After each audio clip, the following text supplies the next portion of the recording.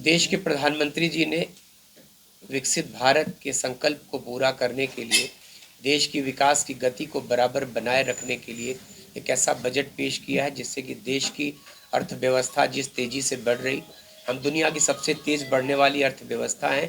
तो ऐसे में उस अर्थव्यवस्था पर कहीं किसी तरह से उसकी चाल धीमी न पड़े, इसलिए एक ऐसा समावेशी बजट और जनता की भलाई का बजट पेश किया है। देश में ऑपरेशन सिंदूर के बाद रक्षा का बजट वो 15% बढ़ा दिया गया है।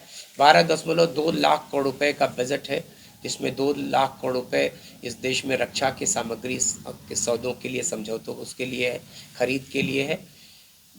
10,000 करोड़ रुपया उत्तर प्रदेश को इस बजट में एमएसएमई के लिए मिला है, जिसमें कि हमारे उद्योग, जो छोटे कुटीर उद्योग होते हैं, जिसके बहुत प्रकार हैं, उन सबको गति मिलेगी और उत्तर प्रदेश में रोजगार के अवसर पैदा होंगे। 10,000 करोड़ रुपया फार्मा के लिए अलॉट हुआ है, जो कि फार्मा इंडस्ट्री को बढ़ावा देगा। तो मुझको लगता है कि फार्मा का देश बहुत बड़ा हब है, ऐसे में देश में फार्मा पर विशेष फोकस किया गया है। किसानों का बजट बढ़ा गया, खेती के लिए वो भी 7% की वृद्धि की गई है और 1.62 लाख करोड़ रुपए का बजट खेती के लिए, एआई तकनीक आधारित खेती को बढ़ावा देना है, जिससे कि हमारे किसानों को मौसम संबंधी, बाजार संबंधी सारी जानकारियों से वो अपडेट रहेंगे। तो उससे किसान और हमारे जो प्रोडक्ट हैं, अनाज की उत्पादन में वृद्धि होगी। और देश में बेटियों को मजबूत बनाने के लिए, उनकी पढ़ाई के लिए गर्ल्स हॉस्टल का प्राविधान किया गया, जिससे कि उत्तर प्रदेश के 75 ज़िलों में गर्ल्स हॉस्टल बनेंगे। तो पढ़ने वाली बेटियां और जॉब करने वाली बेटियों के रहने की बहुत अच्छी व्यवस्था होगी, शिक्षा में उनको लाभ मिलेगा।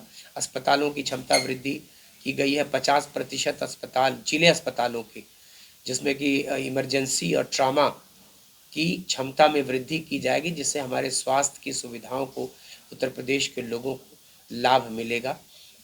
और इंफ्रा के लिए देश में इंफ्रास्ट्रक्चर पे काम हो रहा है। जहाँ तक उत्तर प्रदेश का सवाल है, उत्तर प्रदेश को आज एक्सप्रेसवे और एयरपोर्ट्स का प्रदेश कहा जाता है। 21 एयरपोर्ट पे काम हो रहा है। एशिया का सबसे बड़ा एयरपोर्ट जेवर में बन के तैयार है।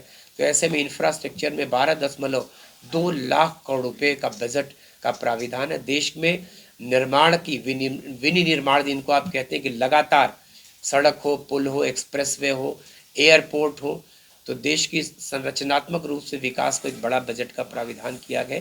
उसमें भी ये जो वृद्धि है वो ऐतिहासिक है।